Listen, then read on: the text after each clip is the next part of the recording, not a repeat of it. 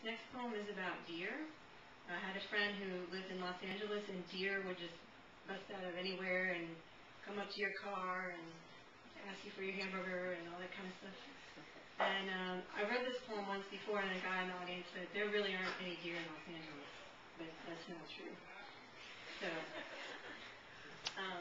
I did see online that a deer broke into a McDonald's through the front window in Washington, D.C., so you should be careful, Tony. Tony's moving to Washington, D.C. Okay, deer of Los Angeles. They overhear but don't understand a man moving his mouth. I'm writing a script about a girl who's afraid of cars. A Mercury Cougar blazes past, red, and parks. They touch their noses to convertible hoods. Who will give them a hamburger today? What car will they leave? Brown fixed, these deer, Farouche, spray-painted flanks, necks tagged by scraping past. Bloated deer wait, overhear an egregious mistake. They read carefully how to deal with broken glass, star maps, fur matted with mayonnaise. One rotates an ear, stiff toward a window. Listen to him, smell him. A boy like a dead foot. Trust in day-long fear. Every moment is danger, every woman a bullet. To deer there's no bride catches on fire, is there? Is it possible to represent a hunt without being ironic?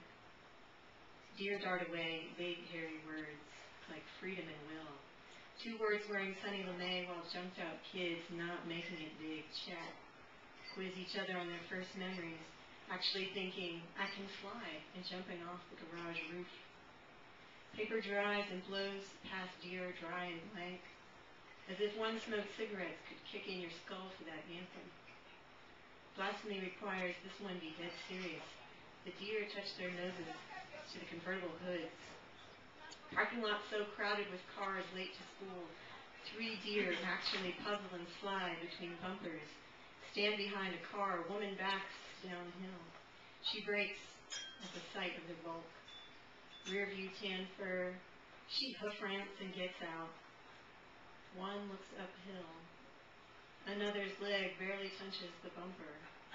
13 minutes standing with those tame deer who don't speak English or flinch, slowly becoming men.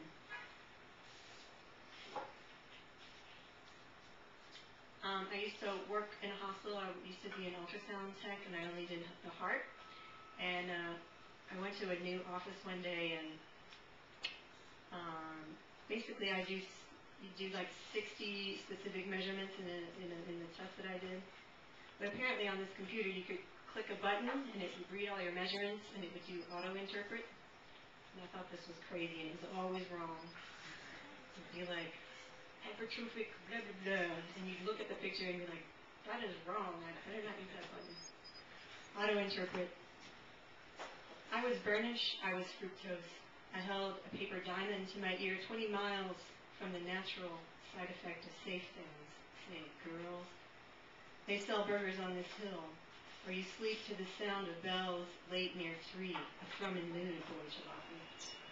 The crisis at Christ Hospital, I size up tonight, pink, a stranger, 60 heart parts, safe as warranty. An auto-interpret considers what's measured. Spits hypertrophy, red, on a blank report, like suds thrown in a dented park, muddied velocities. Not rhapsodic nor intentional, not clean with snow's everything. The computer diagnosis, non sequitur as Panthers. Spilled cereal well meant. Bloody rooms, better than more bald laundry. A spin cycle crowns, it like whites and like darks without having to think a thing about sleep. Measuring no closeness or sun, I know you love me. Yet solving a look solves nothing compared to the falseness of what is computed daily. This one's for Amy and On. Yay. Today, this lightheaded hour. Closure, there's no closure, though you pull the door behind yourself. Don't listen to those people. The instinct is an abstraction. Grass, no death. Grass, no risk. You can only train your free mind in force. He said in life, do not compare, contrast. Sky, grass, Here a healthy voice develops. Your clouds face like Ford freight. They look young and retrofitted. These atoms mingling or flaring off. I said this explosion of directions isn't that much more than a gravitational force in which the worm and my feet and the plants are caught. What would make you happier might be to nurture help in yourself, or lift with others a sheet tucked under a body rolled first one way then the other. You'll be glad about the ampersands. You'll be glad you were at bedside.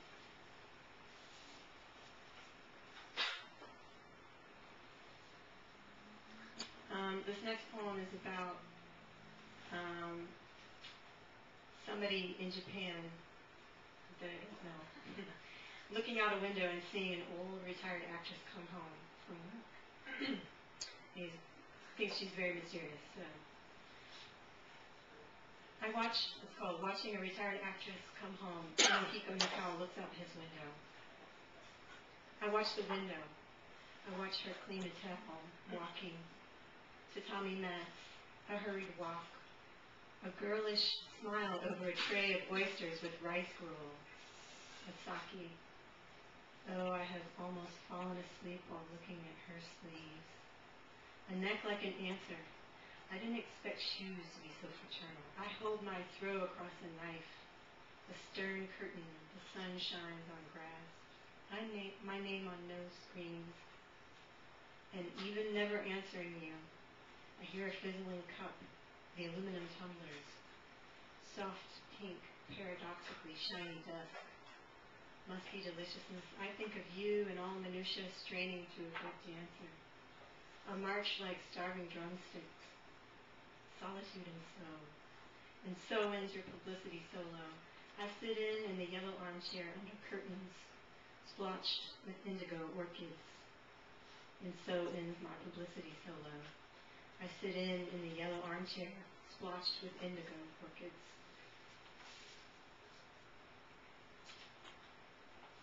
Sometimes I have my students do a title auction, and it is really sick. In 5 minutes, they come up with all these amazing titles, and I just write them all on the board, and then we fight over them. And so I got this one from them. It's called, How Do You Define Bliss, Love? The only thing that emerges from the hectic, contagious public is a code like, oops, that could sound foreign if you took a break. The birds are trying to sing freedom and beauty are risks that need a hideout. Bliss is not knowing. Bliss is trimming the front hedge right above eye level. I thought about knocking on your door, but left to pet the neighbor's dog like a cat that smacks into the door jamb and plays it off, licking his paw. Why do I want everything to glom together? My oozy goop that needs a small steel pair of scissors to cut through me. I don't mean as if filed separately we could keep life to ourselves. There are a million beauties I'd hoard for you. Keep them secret and snug down. This war of hiding out in our own heads and mugging. I know. I could barely sneak beauty into my pants. Alice had a set of teeth like a string of pearls, harder to hide and attracting kisses. Tim across the street might wake up fog-free and pink-cheeked. Beauty is camo. Shrubs to carry on our heads. Groceries, a schedule. We were all thinking about the mother past and tried to protect it by keeping it out. But knowing is bliss, too. You break out an emerald velvet sack and dump it out. Diamond questions. Can a soul be cut? Are you screwed if yours is? Where are all the people who used to make me think? I waited, bright as glaring roof, copper and tall, who proved my longer thoughts had something to them. That's how happiness is. Knowing surrounded by not knowing. What's seen through a screen window, past a shrubby veranda. Thank you.